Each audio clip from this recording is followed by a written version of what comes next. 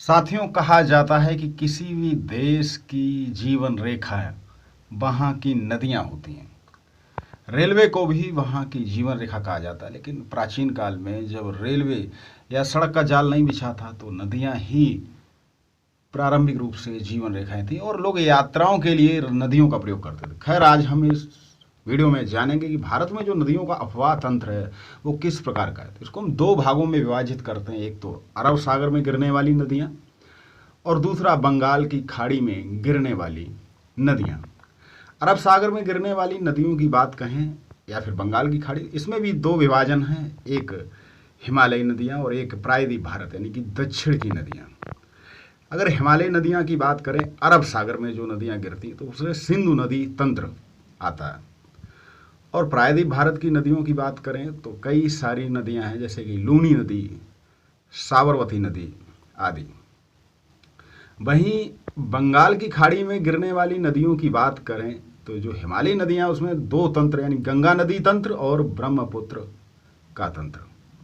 गंगा नदी के सहायक नदियों में भी जैसे कि यमुना, रामगंगा, गोमती, कोसी, गंडक आदि नदियाँ, और ब्रह्मपुत्र की जो सहायक नदियाँ हैं दिबांग, लोहित, कई सारी नदियाँ हैं। और प्रायद्वीप भारत जो बंगाल की खाड़ी में गिरती हैं, महानदी, गोदावरी, स्वर्णरेखा, कावेरी, कृष्णा।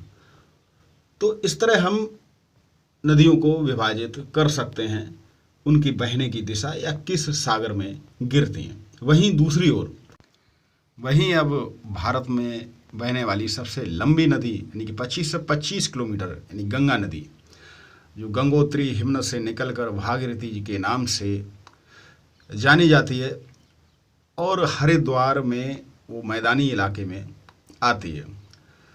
तो गंगा नदी के बारे में बहुत विस्तार से चर्चा की जा सकती है। आप यहाँ पर इसको जो दिया गया आप उसको नोट कर लें और निश्चित ही परीक्षा की दृष्टि से महत्वपूर्ण होगा।